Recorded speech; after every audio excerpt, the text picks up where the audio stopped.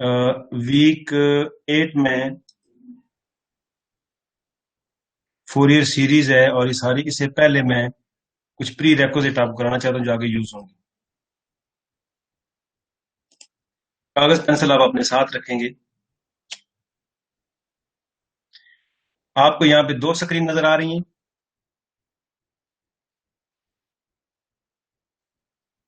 क्या आपको मेरी स्क्रीन शेयर हो रही है? Yes sir. यस सर, हो रही है। एक हो यस रही सर। है, दो हो रही है, एक हो रही है? दो सर। अच्छा, ठीक है। अब देखें, ये नेक्स्ट जो है जो हमारे डिस्कस करेंगे वो बेसिक डेफिनेशन है, जिसमें इनर प्रोडक्ट है और इनर प्रोडक्ट का फंक्शन क्या होती है और उसको कैसे हम सॉल्व करते हैं। ये सारी जो है ना प्री रिक्विजिट है आगे जाने के लिए। तो कुछ इंटीग्रल प्रॉपर्टीज होंगी। तो इनर प्रोडक्ट जो होती है, अ,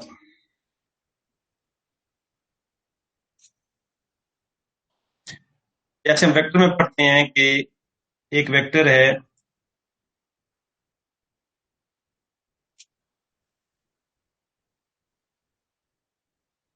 ए vector dot B vector A dot B, और ये बराबर होती है बी डॉट ए।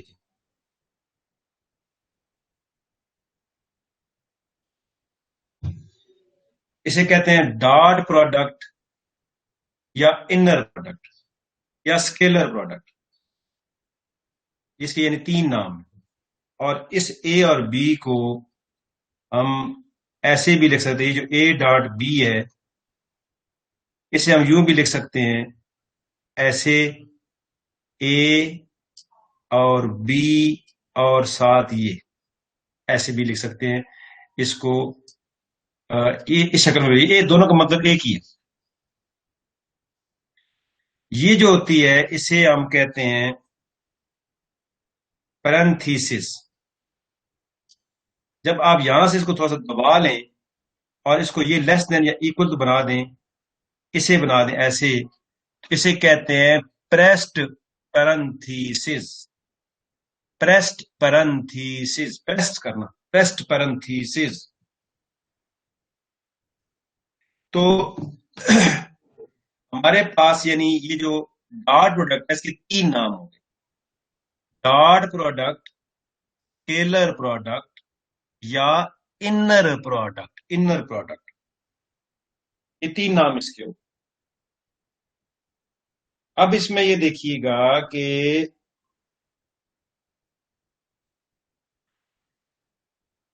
ये जो वेक्टर है, आपने वेक्टर स्पेसेस भी पढ़े होंगे। तो वेक्टर के दरमियान डॉट प्रोडक्ट अगर लेनी हो, और अगर वो डॉट प्रोडक्ट जो है वो उसकी आ जाए जीरो, यानी अगर यहां पे इज इक्वल टू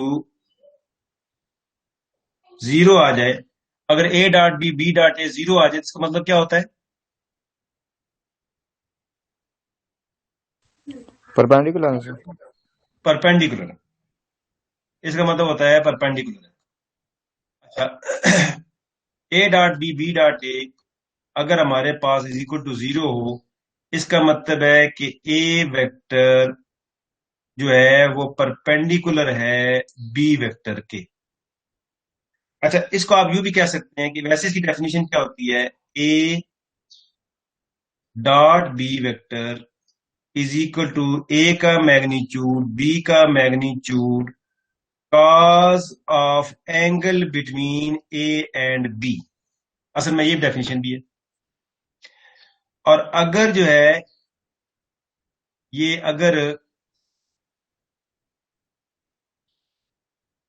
अगर जो है ये थीटा 90 डिग्री हो जाए, यानी अगर आप यहां थीटा 90 रखें इस जगह पे, तो cos 90 क्या होता है? जीरो। तो अगर इसका सूरत में ये होगा कि ए डॉट बी जो है वो इज इक्वल टू जीरो हो जाएगी, यानी उनके दरमियान एंगल 90 होगा, तो ए डॉट बी जीरो होगी। इनकी डॉट प्रोडक्ट 0 है, उसका मतलब एंगल 90 है, इसका मतलब दोनों वेक्टर आपस में परपेंडिकुलर। तो अब जो है ये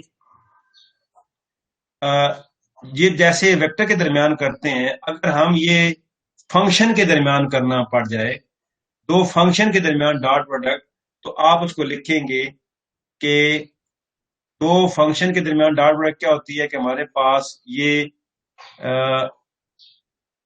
F1 फर्स्ट के हमारे पास वेक्टर है F1 और दूसरा हमारे पास है F2 फर्ज किया। इसकी अगर डॉट प्रोडक्ट लेनी हो तो इसका फार्मूला ये होता है A to B F1 F2 dx। ये है inner product of two function. लिख लें, कागज में से लेते हुए साथ लिखते चले जाएं। ये जो है लिखे, ऊपर हेडिंग बना लें, inner product of two function. Heading बना लें, inner product of two function. Heading बनाइए, inner product of two function. Inner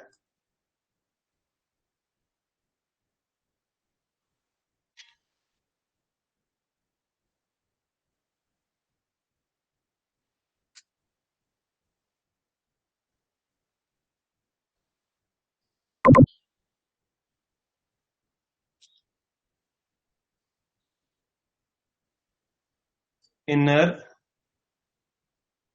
product of two functions। inner product two function, और इसमें आप लिखेंगे कि let F1 and F2 be any two functions, then their inner product is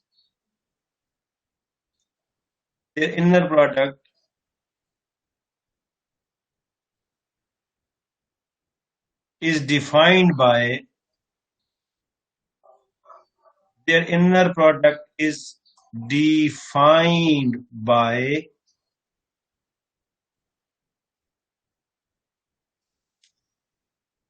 F1 F2 is equal to A to B F1 multiplied by F2 dx। तो ये उनका formula है closed interval में उनके इनर प्रोडक्ट मालूम करने का। If अगर मैं कहता हूं कि अगर उनकी इनर प्रोडक्ट मालूम करें और जवाब है 0, इफ F1 F2 जो है वो 0 आती है, तो फिर क्या होगा कि अगर 0 आती है तो this implies that F1 and F2 are two orthogonal function, are two orthogonal function, are two orthogonal function। इनमें ये कह रहा हूं कि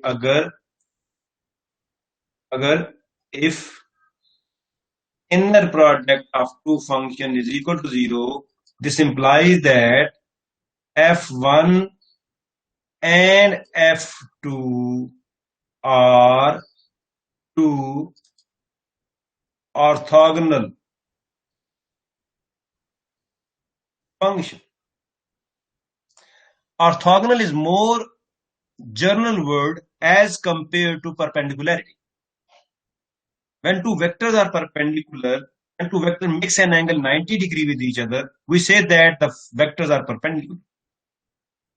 लेकिन अगर दो कर्व के दरमियान एंगल 90 हो, दो फंक्शन के दरमियान 90 की रिलेशन पाया जाए, दो मैट्रिसेस के दरमियान पाया जाए, तो फिर हम परपेंडिकुलर की बजाय जो लफ्ज इस्तेमाल करते हैं वो इस्तेमाल करते हैं ऑर्थोगोनल का।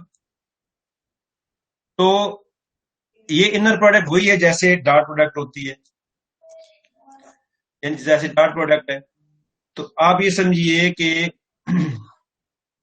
मैं फिर से अपनी बात को रिपीट करता हूं कि जैसे दो वेक्टर की डॉट प्रोडक्ट होती है, ऐसे ही दो फंक्शन के दरमियान अगर डॉट प्रोडक्ट मालूम करनी हो तो फिर हम क्या करते हैं कि उनकी इनर प्रोडक्ट मालूम करते हैं। इनर प्रोडक्ट जो होती है वो मालूम करने का तरीका क्या होगा, इसको हमने देखा कैसे मालूम करते हैं। ये अब इनर प्रोडक्ट की डेफिनेशन है, यहां से अगर आप आइए तो ये डेफिनेशन आपको नजर आएगी। ये देखिए inner product definition. The inner product of two function f1 f2 on the closed interval a p is defined by f1 f2 integral a to p। ये आप देखेंगे इसको, ये है f1 a to b f1 f2 x dx। और अगर इनके दरमियान जो है, हमने ये कहा हुआ है कि अगर इनके दरमियान मालूम करें, ये इंटीग्रेशन है, दो फंक्शन को मल्टीप्लाई करके ए से बी इंटीग्रेट करना है, और अगर इनका इंटीग्रल 0 आए तो हम कहेंगे कि ये ऑर्थोगोनल फंक्शन है। अभी तक की बात जो है वो किसी को रिपीट करेगा जो बात मैंने की है? जी, कौन रिपीट करेगा?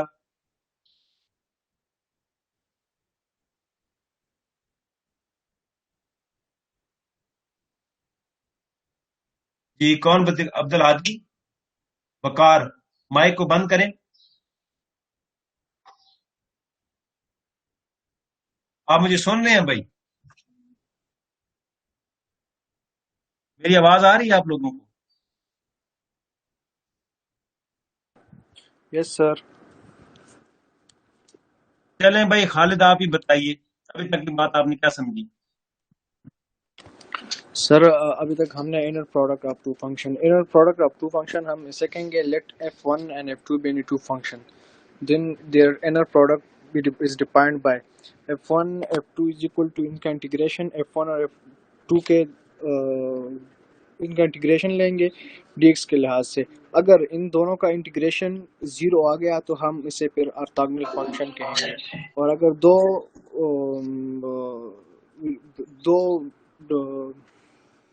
दो फंक्शन के दरमियान अगर एंगल 90 हो और इसका इंटीग्रेशन 0 आ जाए तो हम इसे ऑर्थोगोनल फंक्शन कहते हैं। ये ऑर्थोगोनल फंक्शन। अब एग्जांपल लीजिए, ये एग्जांपल लीजिए जरा। मिसाल के तौर पर हम ये देखना चाहते हैं कि ये जो x2 और x3 है, ये दो फंक्शन जो हैं, क्या ये ऑर्थोगोनल फंक्शन है -1 और 1 इंटरवल के दरमियान?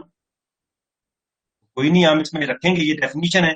अगर फंक्शन की इनर प्रोडक्ट मालूम करनी है, उनको यहाँ रखें और उसमें से उस इंटरवल के अंदर इंटीग्रेट कर लें।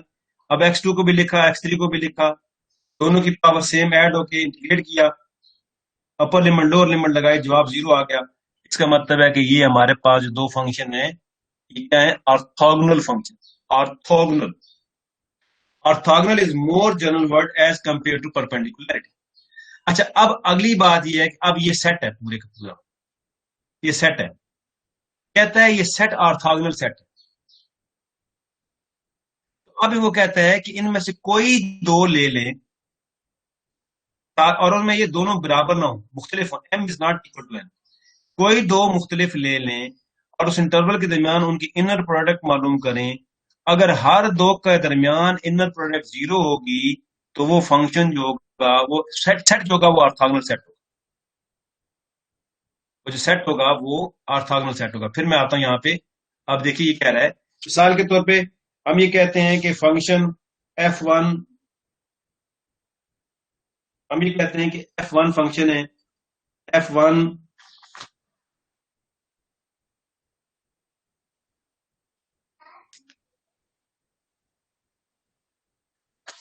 हम ये कह रहे हैं कि हमारे पास फंक्शन है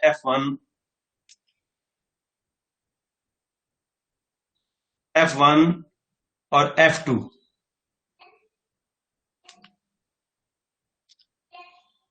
और f2 फंक्शन है, अगर उनकी इनर प्रोडक्ट 0 हो तो फंक्शन ऑर्थोगोनल है। अच्छा, अगर हमारे पास सेट हो f1 f2 f3 मिसाल के तौर पे, तो ये सेट कब कहेंगे ऑर्थोगोनल? जब इनमें से कोई दो के दरमियान इनर प्रोडक्ट 0 होगी। मिसाल के तौर पे f1 f2 की इनर प्रोडक्ट 0, उसके बाद क्या है F2 F3 की इनर प्रोडक्ट 0, उसके बाद क्या है F1 F3 की इनर प्रोडक्ट 0। यानी जब क्या हो कि सारों की इनर प्रोडक्ट 0 की, तो हम कहेंगे कि ये जो सेट है, ये वाला सेट जो है, ये ऑर्थोगोनल सेट है।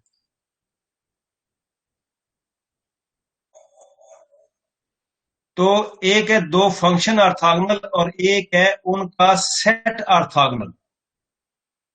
Set orthogonal. अब देखिए हमारे पास मसलन कहता है कि वो हमारे पास है 5 0 5 5 1 5 2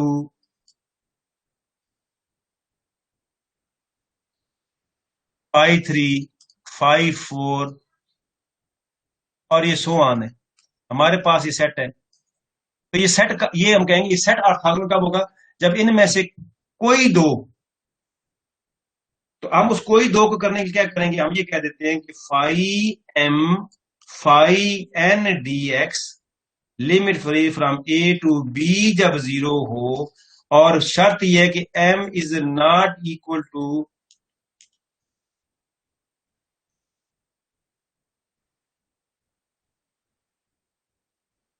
m is not equal to n।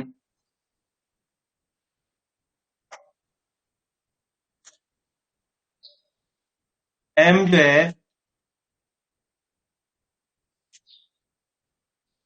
m is not equal to n, यानी कोई दो मुख्तलिफ, कोई दो ले ले, उनके दरमियान इनर प्रोडक्ट मालूम करें। अगर उनका जवाब 0 आएगा तो वो पूरा सेट जो है वो ऑर्थोगोनल सेट कहलाएगा। अब देखिए जरा, इसको हम वापस करते हैं, कोई और एग्जांपल लेते हैं मिसाल के तौर पे।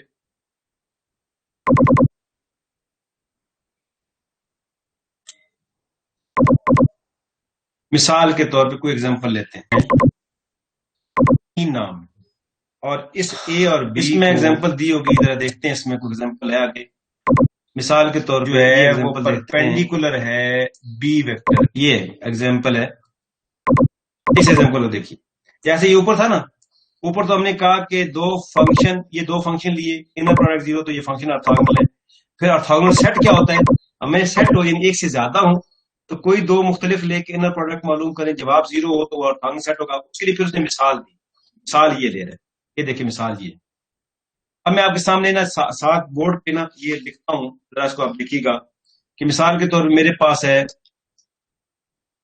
cos of 0, cos of x, cos of 2x, और इसी तरह cos of 3x, so on. अब ये हम साबित करना है ये पूरा जो सेट है ये सेट ऑर्थोगोनल, कोई दो ले ले, कोई दो ले ले, आप कोई दो ले ले। मिसाल के तौर पे मैं ले लेता हूं फाई नॉट ले लेता हूं, जो कि cos ऑफ 0x है। ये cos ऑफ 0x का मतलब होगा 1, इस पूरे का मतलब होगा 1। अगर मैं कहूं कि ये जो सेट को मैं दोबारा लिखूं तो सेट ये बनेगा 1 cos of x, cos of 2x, so on, यानी ये है। तो इस सेट को देखना चाहते हैं कि ये ऑर्थोगोनल है कि नहीं। अच्छा, अब उसके लिए क्या करेंगे, उसके लिए हम ये करते हैं कि पहले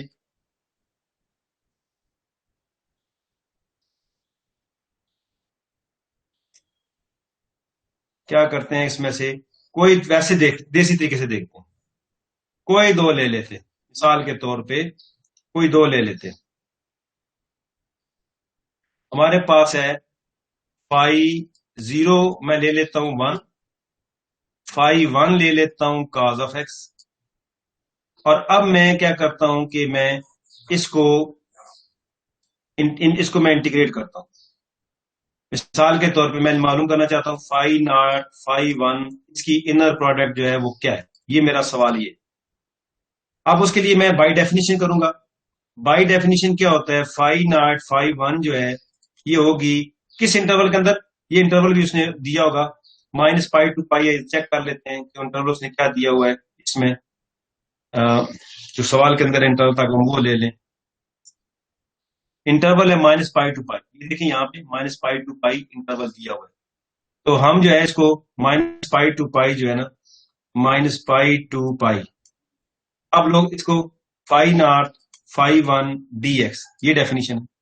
फाइव वन वन है, फाइव नॉट वन है, फाइव वन आपके पास cos x है, लिहाजा ये आपके पास बन जाएगा, ये आपके पास क्या बनेगा जी, इसको देखते हैं। ये बन जाता है हमारे पास five not five one is equal to minus pi to pi one और cos ऑफ x और dx।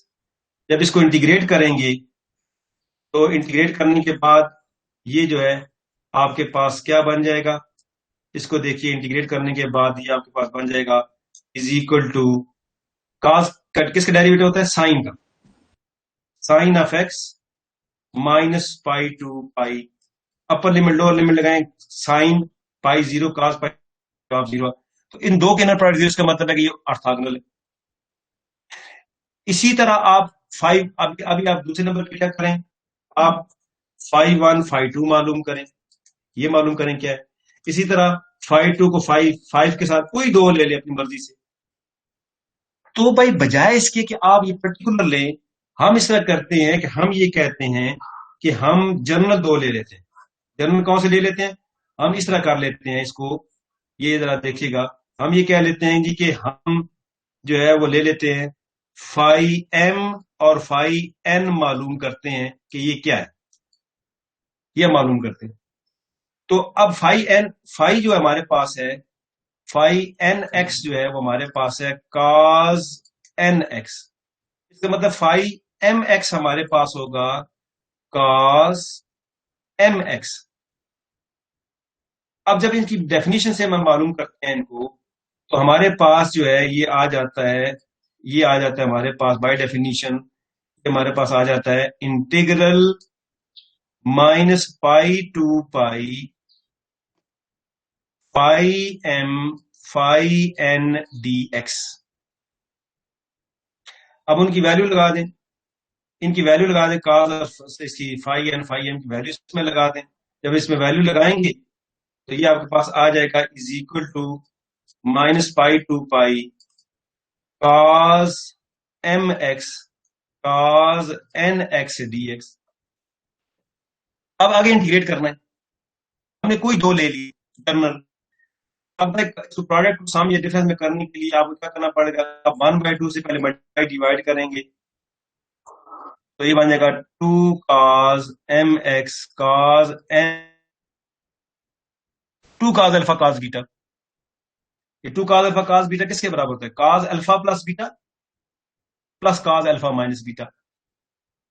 लिहाजा ये जो अगला जो स्टेप बनता है वो स्टेप ये बनता है, ये सारे का सारा ये बन जाएगा कि ये आपके पास आ जाएगा is equal to is equal to is equal to बन जाएगा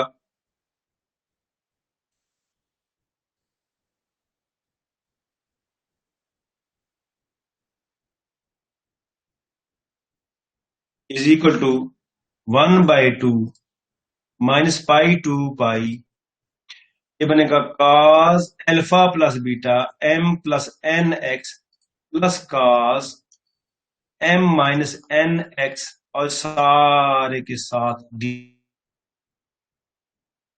ये cos का जो फार्मूला था एफएससी में जो आपने पढ़ा था।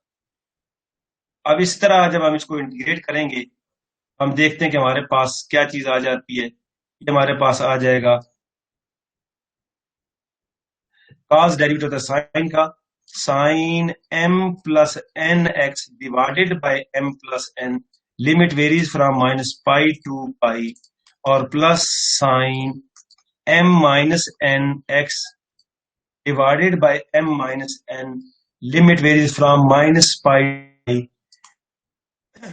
अब आपको पता है साइन जो है पाई जो होता है वो एक्स एक्सिस पे होता है, माइनस पाई भी एक्स एक्सिस पे होता है। ये ऐसे होता है जब पाई करेंगे इसका मतलब आप यूं जा रहे हैं, और माइनस पाई करेंगे इसका मतलब आप यूं जा रहे हैं, तो ये एक्स एक्सिस पे होगा। तो साइन जो होता है वो एक्स एक्सिस पे जीरो होता है, और जब अपर लिखेंगे तो ये m प्लस एन दो मुख्तलिफ हो ना, अगर यानी अगर इवन भी हो आड भी हो, मिसाल टू ले लें, एन टू ले लें तो ये फोर बन जाएगा, टू ले लें तो ये फोर बन जाएगा, तो जब एक्स रखेंगे तो ये फोर पाई हो जाएगा।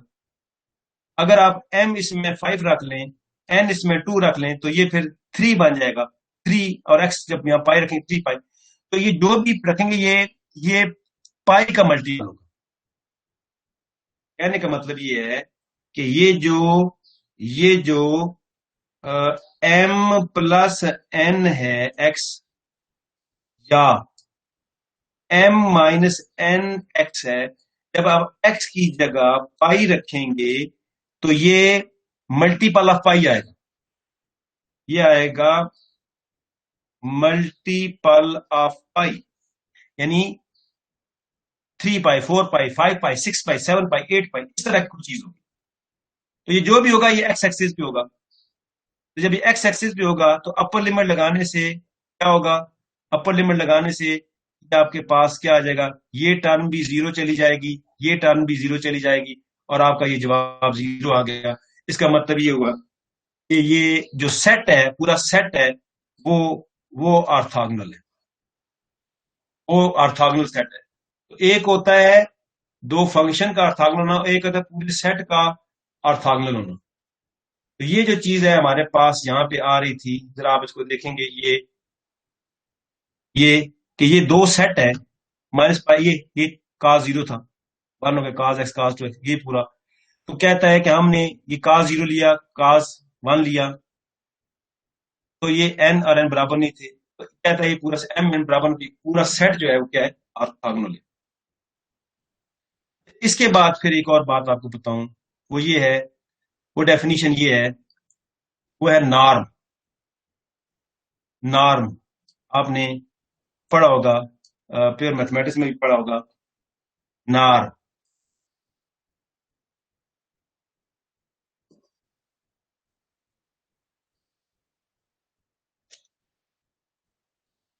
नॉर्म, नॉर्म की डेफिनेशन क्या है?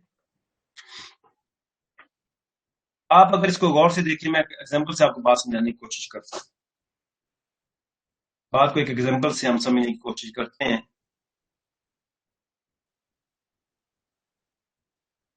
आप एक मिसाल लिखिएगा। यहां तक बात समझ आ गई आप लोगों को? कोई बंदा रिपीट करेगा कि ऑर्थोगोनल फंक्शन क्या होते हैं और ऑर्थोगोनल सेट क्या होता है? कोई बताएगा?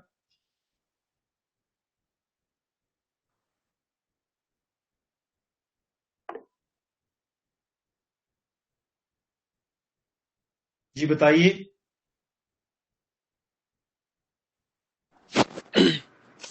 सर ऑर्थोगोनल फंक्शन वो होंगे जो दो फंक्शन के दरमियान अगर एंगल 90 हो और उनका इंटीग्रेशन 0 आ जाए तो वो ऑर्थोगोनल फंक्शंस होंगे। उनकी इनर प्रोडक्ट जीरो आ जाए, इंटीग्रेशन की बजाय बोले इनर प्रोडक्ट जीरो आ जाए।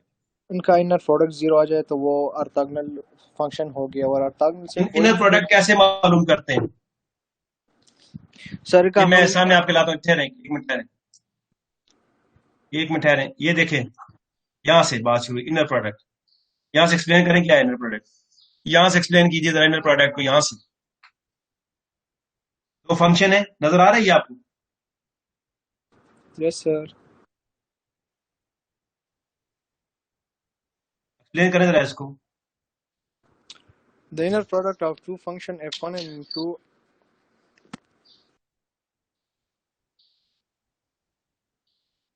जी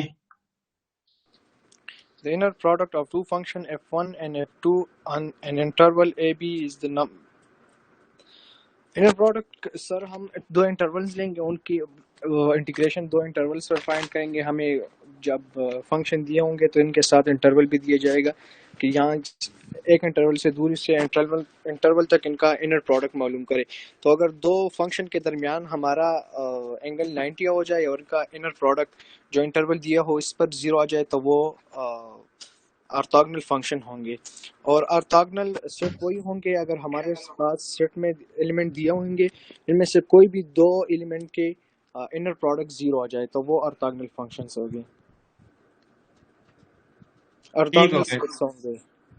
अब हम आते हैं, अब आप एक एग्जांपल सब लोग लिखें जरा, सब लोग एग्जांपल लिखें। मैं आपके सामने लिखता हूँ, एक वेक्टर ए है, एक वेक्टर ए है 2i plus 2j plus k। आप दो काम कीजिए, एक तो ए डॉट ए मालूम करके बताइए क्या है, और दूसरा इस ए वेक्टर का मैग्नीट्यूड मालूम करके बताइए कि वो क्या है। करें जरा, शाबाश। दोनों चीजें मालूम करें।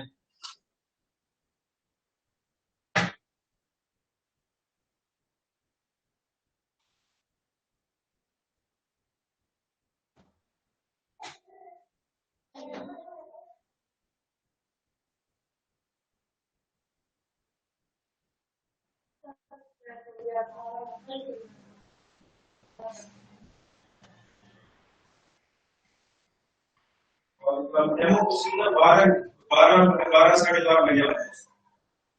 12 साढ़े 12 बजे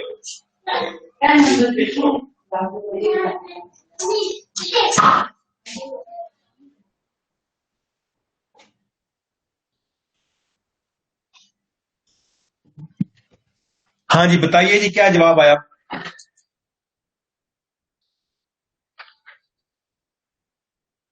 ए डॉट ए जब मालूम कर किया हमने, ए डॉट ए मालूम किया तो हमारे पास क्या आया? A dot A is equal to I के कंपोनेंट आई के साथ 4, जे कंपोनेंट जे के साथ 4, के कंपोनेंट के साथ 4, ये हमारे पास 9 आ गया।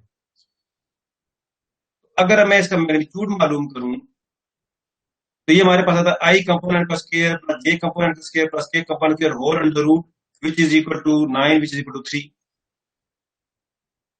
तो अब देखिए कि अगर मैं इसको ये देखूं कि मेरे पास जो है ए वेक्टर के मैग्नीट्यूड का स्क्वायर तो वो 9 है, इसको मैं अगर 1 कह दूं, इसको मैं 2 कह दूं, तो अब आप देखें इस 1 और 2 से आपको क्या चीज नजर आई? 1 और 2 से मुझे जो चीज मिली वो ये मिली कि हमें ये मिला कि ए डॉट ए जो है वो उसके मैग्नीट्यूड के स्क्वायर के बराबर है। या आप ये समझिए कि जो उसका मैग्नीट्यूड है का स्क्वायर वो असल में क्या है? वो दो वेक्टर के दरमियान डॉट है। इस डॉट को हम यूं भी कह देते हैं, ए और ए लिखने का अंदाज है, इसको यूं भी लिख सकते हैं। और अगर मैं इसको ये मैग्नीट्यूड को इसको एक ऐसे भी लिखते हैं फिजिक्स में, सिंपल ए भी लिख दें। ऊपर जब बार देते हैं तो इसका मतलब होता है वेक्टर, बार ना दें तो मतलब स्केलर। तो अगर दोनों तरफ मैं अंडर रूट ले लूं तो ए मेरे पास आ जाएगा ए ए अंडर रूट, ये आ जाएगा हमारे पास, ये मैग्नीट्यूड आ गया वेक्टर का मैग्नीट्यूड। ये तीनों चीजें आप लिख लें। इसके मुकाबले में मैं आता हूं पैरेलल, तो मैं आपको बताता हूं कि अगर ये फंक्शन हो तो फिर यूं लिखते हैं कि फंक्शन का जो नॉर्म होता है मैग्नीट्यूड, फंक्शन के मैग्नीट्यूड को नॉर्म कहते हैं। इसका जो स्क्वायर होगा वो क्या होगा? फाई और फाई का इनर प्रोडक्ट होगा। इसका मतलब ये होगा कि जो फाई है वो जो नॉर्म होगा वो बराबर होगा किस चीज के? ये बराबर होगा अंडर रूट फाई फाई के इनर प्रोडक्ट के बराबर होगा। तो डेफिनेशन लिखें कि डेफिनेशन क्या हुई कि length of function is called magnitude of a function is called norm. इस तरह ये वेक्टर होता है, वेक्टर का मैग्नीट्यूड होता है, ये वेक्टर का मैग्नीट्यूड है। बिल्कुल इसी अंदाज पे जो फंक्शन का मैग्नीट्यूड होता है, फंक्शन की जो लेंथ होती है उसको नॉर्म कहते हैं। फिर सुनिए, हमने एक वेक्टर लिया, उसका मैग्नीट्यूड का स्क्वायर मालूम किया, उनकी डॉट मालूम की, तो देखा दोनों जवाब बराबर थे। पता चला कि दो वेक्टर की इनर प्रोडक्ट उसके मैग्नीट्यूड के स्क्वायर के बराबर होती है।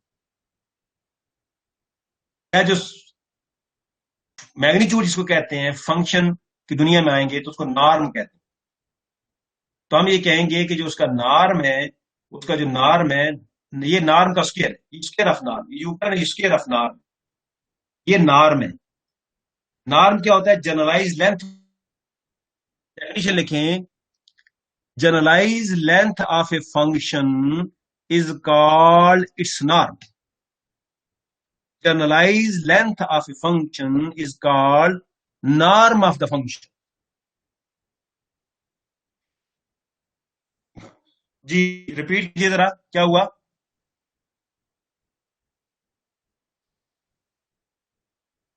The generalized length of a function is called norm of the function. तो नॉर्म किसके बराबर हुआ, फार्मूला क्या हो जाना जो नजर आ रहा है, किसी फंक्शन का चाहिए तो क्या करना होता है, ये है square root of their inner product, क्या है, square root of its inner product. अब ये जो चीज है नॉर्म वाली, इसको आप ये देखिए कि हमारे पास ये आया, ये नॉर्म, ये देखें ये आगे ये देखिए इसको कि ये बाय डेफिनेशन जो है, ये बाय डेफिनेशन अंदर वाला किसके बराबर होगा, अगर मैं इसको एक ये भी लिख सकता हूं ना, ये देखिए जरा, ये इस तरह भी लिख सकता हूं, ये बाय डेफिनेशन किसके बराबर होता है, ये जरा देखिए, ये बाय डेफिनेशन किसके बराबर हुआ, ये होता है A to B phi D X, जो कि बन जाएगा फाई का स्क्वायर।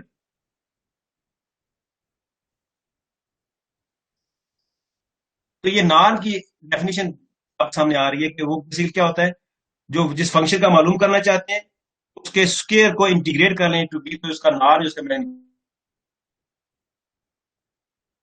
यही चीज उसने यहां पे लिखी है, जरा इसको देखें नोट्स के अंदर कि ये है नॉर्म, और ये अंदर उसकी इनर प्रोडक्ट जो है उसकी डेफिनेशन लिखी हुई है। जब दोनों तरफ स्क्वायर करेंगे तो इधर अंडर रूट हट जाएगा, इधर स्क्वायर हो जाएगा, और इसे स्क्वायर ऑफ नॉर्म कहते हैं। ये देखिए द नंबर, ये number is called the square norm of this. और अगर ये जो नॉर्म मालूम करें, ये मैग्नीट्यूड मालूम, अगर ये 1 हो तो फिर उसको ऑर्थोगोनल की बजाय ऑर्थो नॉर्मल कहते हैं। तो ये ऑर्थो नॉर्मल की डेफिनेशन होगी।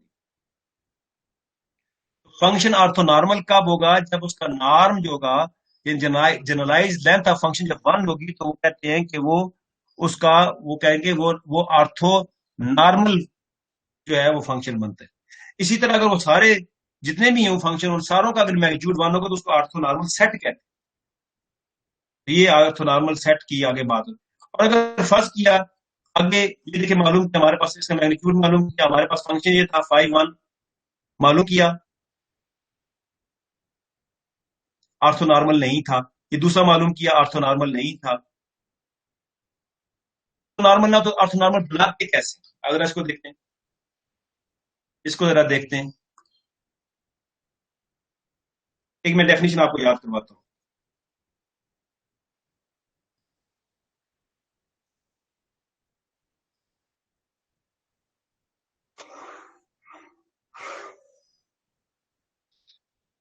अब देखिए यूनिट वेक्टर की डेफिनेशन लिख दे, क्या होता है यूनिट वेक्टर, यूनिट वेक्टर क्या होता है, vector is a line segment which has magnitude as well as direction. Vector is a line segment which has magnitude as well as direction.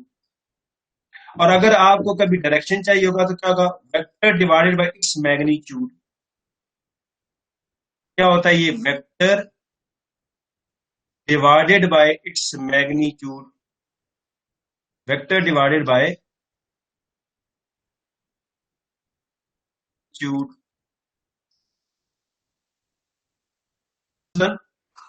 मसलन आपके पास वेक्टर है 2i प्लस 2j प्लस के, इसका magnitude है 3, तो इसका यूनिट वेक्टर क्या होगा, vector divided by 2i plus 2j plus के डिवाइडेड बाय 3, जिसे आप कहेंगे 2/3i 2/3j 1/3k, ये यूनिट वेक्टर बन गया। और जब इसका मैग्नीट्यूड मालूम करेंगे, i के कंपोनेंट का स्क्वायर, j के कंपोनेंट का स्क्वायर, k के कंपोनेंट का स्क्वायर, होल अंडर रूट, ये जवाब 1 आ जाएगा। तो जिस वेक्टर की लेंथ 1 होगी उसे वेक्टर कहेंगे। कहेंगे जिस फंक्शन का नॉर्म 1 होगा वो नॉर्मलाइज्ड फंक्शन होगा।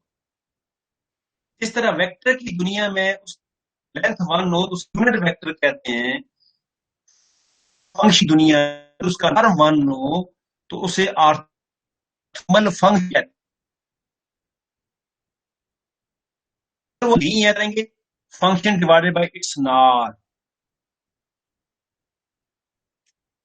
फंक्शन डिवाइडेड बाय इट्स नार। जैसे देखिए जरा, ये मैं दोनों आपके सामने लिख रहा हूं, दोनों चीजें आपके सामने लिखूंगा, फिर से लिखिए जरा, ये जरा फिर से देखिए।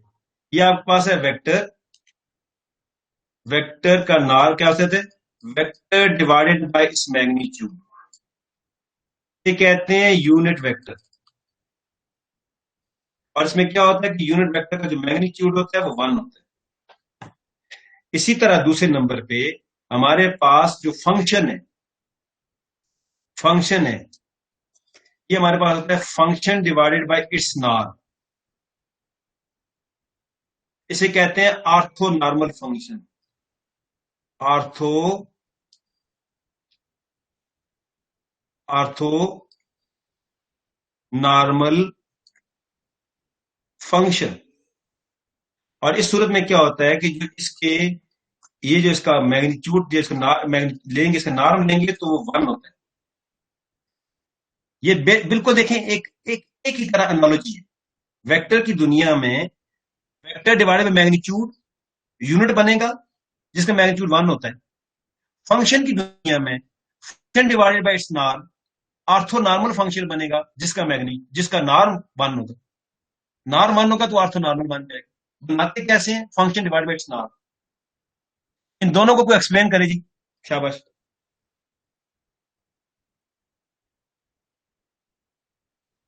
ये मैं वेक्टर को इसी साल दे रहा हूं ताकि आपको याद करना आसान हो जाए।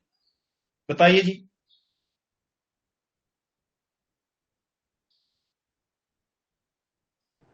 सर यूनिट वेक्टर पहला आता है। यूनिट वेक्टर हम उसे कहेंगे कि हम यूनिट वेक्टर को, वेक्टर को इसके मैग्नीट्यूड पर डिवाइड कर दे और फिर उसका मैग्नीट्यूड ले ले तो ये यूनिट वेक्टर आएगा, ये 1 के बराबर होगा। फिर इसके इस आर्थो नॉर्मल फंक्शन हम उसे कहेंगे कि हम एक फंक्शन है, उसका यूनिट फंक्शन, और उसको को हम आर्थो नॉर्मल पे डिवाइड कर दे, फिर उसका मैग्नीट्यूड ले ले और वो 1 आ जाए तो ये आर्थो नॉर्मल फंक्शन होगा। इसको ये नहीं कहेंगे, इसको कहेंगे function divided by its norm. ये जो है ना, इसको यूं लिखें, इसको लिखें function divided by its norm, तो ये फिर आर्थो नॉर्मल फंक्शन बन जाता है। मिसाल के तौर पे आप देखते हैं कि मेरे पास जो है, बस के मेरे पास फंक्शन, मेरे पास five naught is equal to 1 है। मैं इसका नॉर्म मालूम करता हूं। नॉर्म का क्या फार्मूला होता है, नॉर्म का फार्मूला ये आया इसका कि ये मैं मालूम करना चाह रहा हूं -पाई से पाई के दरमियान, तो ये बनेगा फाई नॉट डी एक्स, जिसे आप कहेंगे phi naught square D x minus pi to pi, ये जो कि 1 हो जाएगा। तो इसका मतलब ये बन जाएगा कि 1 d x minus pi to pi, upper limit lower limit ये एक्स हो जाएगा माइनस पाई टू पाई, और जब अपर लिमिट लोअर लिमिट ये 2 पाई आ जाएगा। ये मिसाल लिखें, इसका मतलब है कि ये इसका नॉर्म 1 है, ये नॉर्म 1 नहीं है, which is not equal to 1, not equal to 1। जब ये 1 नहीं है तो इसका मतलब ये हुआ कि ये जो है, ये मैग्नीट्यूड इसका 1 है, नहीं है। इसका मतलब ये आर्थो नॉर्मल नहीं है। क्या है, आर्थो नॉर्मल नहीं है। अब आर्थो नॉर्मल कैसे बनाते हैं, देखिए आर्थो नॉर्मल नहीं है, आर्थो नॉर्मल कैसे बनेगा, फार्मूला इसका ये होगा आर्थो नॉर्मल का, ये फंक्शन डिवाइडेड बाय इसका नॉर्म। फंक्शन मेरे पास है 1, नॉर्म कभी हमने इसका निकाला हुआ है, वो हमारे पास है 2 पाई, ये 2 पाई अंडर रूट, ये स्क्वायर होता है, ये स्क्वायर है, इसका ये स्क्वायर है। और जब हम इसमें से समझिए नीचे में जब उसका स्क्वायर खत्म करूंगा, जब इसका स्क्वायर खत्म करूंगा तो ये 2 पाई अंडर रूट हो जाएगा। तो ये फंक्शन डिवाइड नॉर्म का जाएगा 2 पाई अंडर रूट ये। अब अगर आप इसका मालूम करेंगे तो ये इसका पहले 2 पाई आया हुआ है, 2 pi under root 2 pi multiply करें कैंसिल हो जाएगा। यानी मैं ये कह रहा हूं कि आप जो है अब इसका मालूम करें जरा नॉर्म, इसका नॉर्म मालूम करेंगे तो ये 2 हो जाएंगे ना, ये बन जाएगा 1/2 पाई अंडर रूट का नॉर्म। 1 तो 1 हो गया, 1/2 पाई अंडर रूट बाहर निकाल लें, 1 का नॉर्म आप मालूम कर लें, तो ये 1 का भी आपने मालूम किया हुआ है, इससे बाहर निकाल लें। इसका अभी आपने मालूम किया हुआ है कि ये 2 पाई अंडर रूट है, तो ये कैंसिल हो जाएगा, आपके पास 1 आ जाएगा।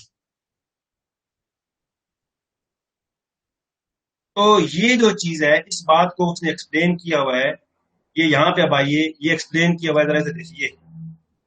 कहता है ये आपने 2 पाई, ये पाई आ गया, तो उसको बनाते कैसे हैं? उसने उसने आगे बनाने के लिए कह दिया कि ये हमारे पास 2 पाई अंडर रूट आ गया, इसको जब डिवाइड करेंगे तो ये हमारे पास ऑर्थोनॉर्मल सेट बन जाएगा, function divide by its norm. ये काज जो था ना, ये काज देखे, ये काज को जब मालूम किया तो पाई अंडर रूट आ गया, उसने क्या किया, इस सब के साथ डिवाइड कर दिया, तो यूं ऑर्थोनॉर्मल जो है ना ये सेट बन गया। इसी तरह ये जो है सारी की सारी आगे डेफिनेशन, ये मुख्तलिफ एक्सरसाइज है, इस एक्सरसाइज में आपने देखना है कि कौन से जो है ना वो ऑर्थोनॉर्मल है और कौन से ऑर्थोनॉर्मल नहीं है। आगे ये डेफिनेशन है इवन और ऑड फंक्शन की। फंक्शन इवन कहलाता है जब क्या करते हैं कि जहां एक्स होता है माइनस एक्स रखें और वो फंक्शन खुद आ जाए, इसका मतलब इवन फंक्शन है। अगर माइनस बार आ जाए तो वो ऑड फंक्शन है। आपने इसमें से देखना है कि इवन कौन से और ऑड, यानी ये देखें फंक्शन क्या होता है, यानी f of minus x is equal to f of x, तो ये इवन होता है, तो ये हमारे पास कौन सा फंक्शन हो जाता है, इवन। और अगर F of minus x minus F of x हो, ये हमारे पास जो होता है वो ऑड हो जाता है। इवन और ऑड फंक्शन की डेफिनेशन, इस पर एक्सरसाइज है, ये आपने पहले किया हुआ है, उसकी ये प्रॉपर्टीज है। अब आ जाती है इंटीग्रल प्रॉपर्टी।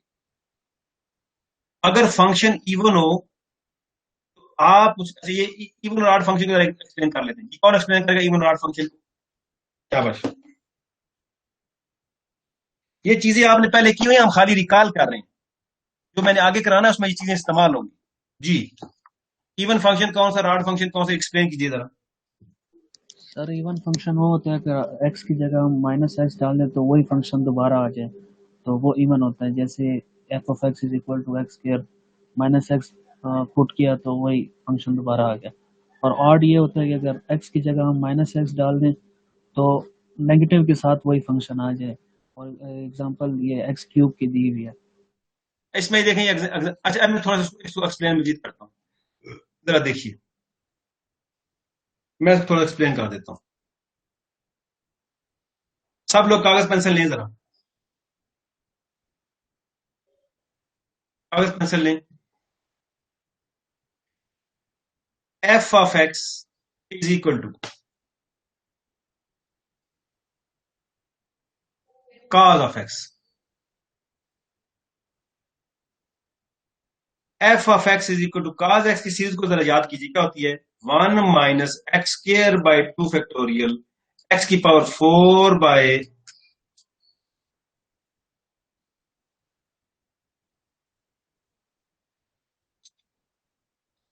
एक्स की पावर 4 बाय 4 फैक्टोरियल एक्स की पावर 6 बाय 6 फैक्टोरियल और सो ऑन। ये cos की सीरीज होती है। अब जहां जहां एक्स है वहां माइनस एक्स रख दें, जहां जहां एक्स है वहां माइनस एक्स रखते हैं। आपके ख्याल में ये माइनस बाहर निकलेगा कि नहीं निकलेगा? नहीं निकलेगा सर। तो ये फिर क्या हुआ, वापस वही चीज आ गई ना। Yes sir. ये होता है। अच्छा, इसे इवन क्यों कहते हैं? इसलिए कि इसकी सारे सबकी पावर इवन है, इसलिए इसे इवन कहते हैं। और जब पावर इवन होगी फिर तो माइनस बाहर नहीं निकलेगा, इसलिए काज को कहते हैं कि इवन फंक्शन है। क्योंकि काज की जो सीरीज है उसको अगर खोला जाए, मैक्लारन सीरीज जो आपने एफएससी में भी खोल ली है, जो आपने कैलकुलस में भी खोल ली है, तो आप देखें ये सारी सारी पावर इवन है। इस वजह से जब इवन में एक्स की जगह माइनस एक्स रखेंगे तो फिर कैसे बनेंगे? अगर आप काज की पिक्चर बना के देखें तो ये जो काज होता है ना, ये क्या होता है, ये सिमेट्रिक अबाउट एक्स, ये ऐसे इसकी पिक्चर बनती है। अच्छा, अब जरा देखते हैं दूसरे को। जैसे आपने कहा कि ये एक्स स्क्र है, f of x is equal to x square. जब आप एफ ऑफ माइनस एक्स रखेंगे तो जहरी बात है ये फिर एक्स स्क्वायर आ जाएगा, पता चलेगा f of minus x is equal to f of x. तो भाई इवन की वजह से बाहर नहीं आया ना वो, इसलिए ये इवन फंक्शन है। और अगर इसकी इसकी अगर तस्वीर बना के देखें तो इसकी तस्वीर जो बनती है ये वाली बनती है। और अगर काज की तस्वीर बना के देखें तो काज की तस्वीर जो है वो इस तरह बेल शेप बनती है, ऐसे बेल शेप बनती है ऐसे। आप लिखें इस बात को कि all even function are symmetric about y axis. ये वाई एक्सिस की बोर्ड सिमेट्री होती है, देखिए ये वाई के बोर्ड होगा, जितना इधर होगा इतना ही दूसरी तरफ होगा। ये जो है ना, ये जितना इधर होगा इतना ही इधर होगा, जितना इधर होगा इतना ही इधर होगा। तो जितने भी इवन फंक्शन होते हैं वो सिमेट्रिक अबाउट वाई एक्सिस होते हैं। और इवन क्यों कहते हैं? इसलिए कि उन सब की पावर इवन होती है। अब आप देखिए, जब मैं इसको अब दूसरा लेता हूं आड वाले, आड को ले लीजिए, मसलन f of x is equal to sine of x. Sine x की मैक्लॉरिन सीरीज क्या होती है? एक्स माइनस एक्स की पावर 3/3 फैक्टोरियल, एक्स की पावर 5/5 फैक्टोरियल, सो ऑन। अब आप खुद बताइए कि जब मैं एक्स की जगह माइनस एक्स रखूंगा, जब माइनस एक्स रखूंगा तो ये माइनस माइनस प्लस हो जाएगा ना, ये तो माइनस एक्स प्लस, अब ये तो वो नहीं है। अब इसको वो बनाने के लिए क्या करना पड़ेगा? माइनस कॉमन लेंगे तो क्या आएगा? एक्स माइनस एक्स की पावर 3/3 फैक्टोरियल प्लस एक्स की पावर 5/5 फैक्टोरियल, सो ऑन। तो ये माइनस टाइम फिर साइन ऑफ एक्स आएगा, माइनस कॉमन निकले क्योंकि अर्थ में माइनस।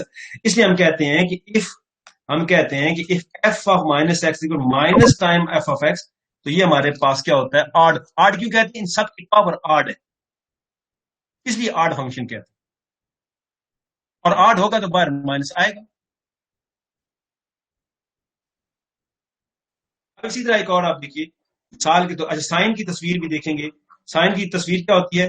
अगर आपके पास एफ ऑफ एक्स, आपके पास साइन ऑफ एक्स है, तो इसकी तस्वीर ये होती है जितना ये इधर होता है ओरिजिन से, दूसरी तरफ उलट साइड पे होता है। इधर अगर इधर है ना, दूसरी साइड पे, एक तरफ अगर इधर है तो दूसरी साइड पे इधर होता है। यानी अगर मैं इसकी तस्वीर बनाऊं तो तस्वीर इसकी ये बनती है कि जितना ये ओरिजिन से इधर होता है दूसरी तरफ इधर होता है, इसलिए इसको सिमेट्रिक अबाउट ओरिजिन कहते हैं। ऑल लिख लें, all odd function are symmetric about the origin, not y x axis, about the origin. अब एक और मिसाल के तौर पे लें, f of x is equal to x की पावर 3। ऑड क्यों? ये पावर ऑड है। जब आप इसमें माइनस एक्स रखेंगे तो माइनस एक्स की पावर 3 माइनस टाइम एक्स की power 3 minus F of x बाहर आ गया। और जब इसकी तस्वीर बना के देखेंगे तो इसकी तस्वीर क्या बनेगी? इसकी जितना ये ऑरिजिन से इधर है दूसरी तरफ इधर हो। तो ऑल जो है ना हमारे पास कौन से फंक्शन? ऑड फंक्शन जो है सिमेट्रिक अबाउट द ओरिजिन।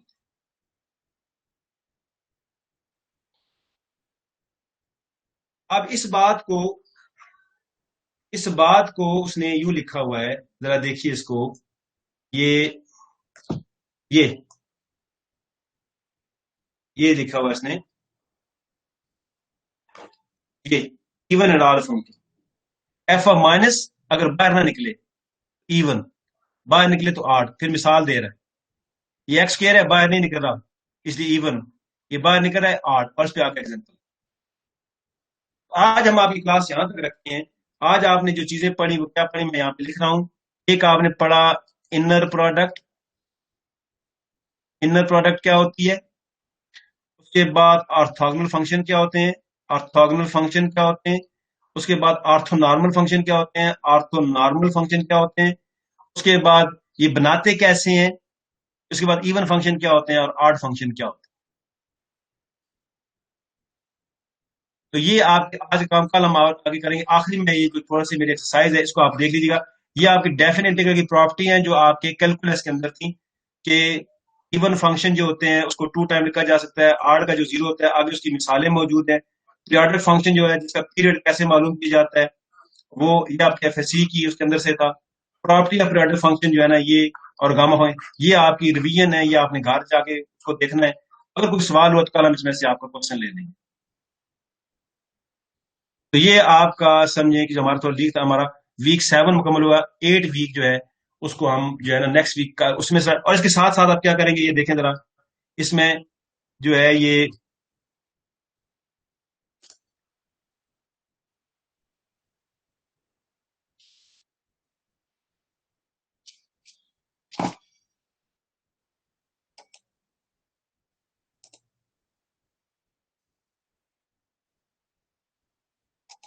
इसमें आप देखें एक स्टेप है, ये मेरे स्क्रीनशॉट मौजूद हैं और ये साथ वीडियो मौजूद हैं। इनर प्रोडक्ट क्या होता है, ऑर्थोगोनल सेट क्या होता है, इवन आर्ट फंक्शन क्या होते हैं, उनके एग्जांपल्स क्या होते हैं सारी। अब आपने ये जो है ना गामा फंक्शन क्या होता है, ये सारी की सारी चीजें जो है ये आपने करनी है, तो आपका ये मुकम्मल हो जाएगा 7। नेक्स्ट क्लास जो है, अगर प्रॉब्लम हुआ तो मिलेंगे, वरना हम वीक 8 वाला जो है ना वो स्टार्ट करेंगे। अभी मैं आप लोगों की अटेंडेंस जो है वो लेता हूँ। जरा मिस के साथ मेरे साथ रहिएगा जरा, इसकी जो लोग आज मौजूद हैं अ, इनमें जी अ, ये शवाकत सखावत सखावत सखावत हुसैन है।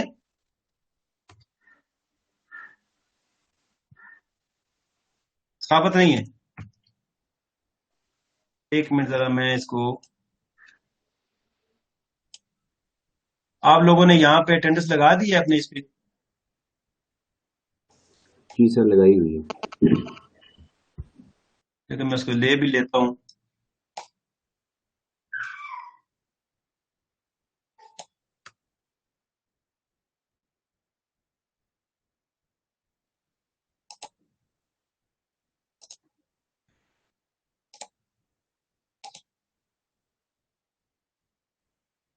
अच्छा जी,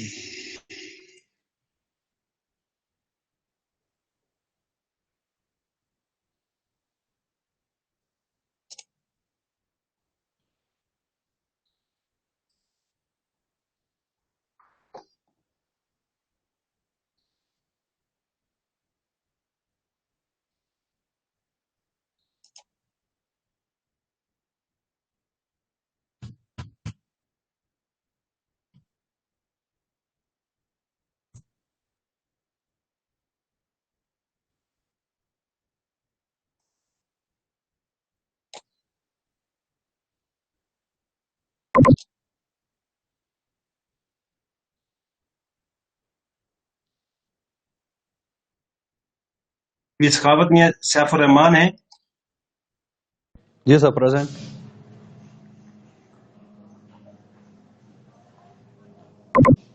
हारून, Yes, sir. Present.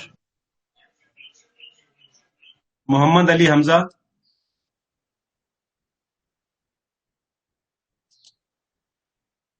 Mohammad Hadi, yes sir, Mohammad Hadi. Mohammad Aqib,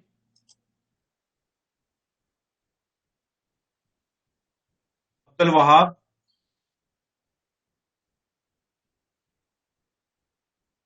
Mohammad Naeem Khan, Yes, sir. Mohammad Sharjeel,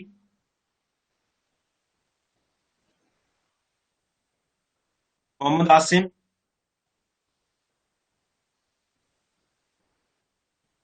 Mohammad Ehsan, Zulfikar, Mohammad yes sir.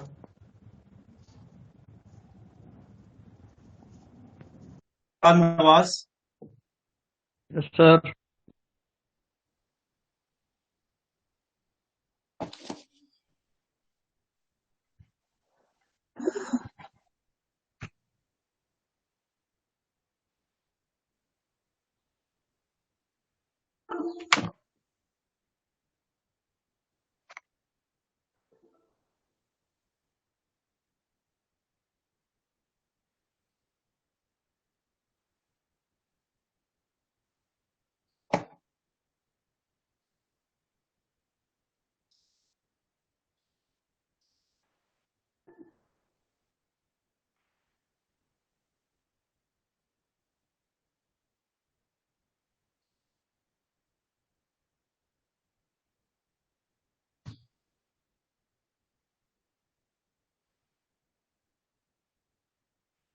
ये मैं कर्सर गड़बड़ कर रहा है।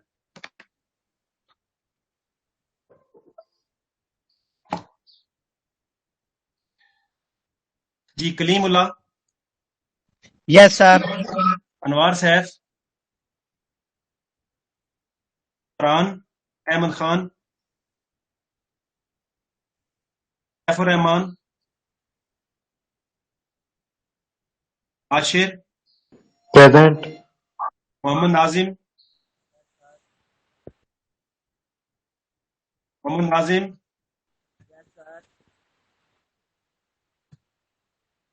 Abdul Naseer, Present. Mohammad Naveed, Present, sir.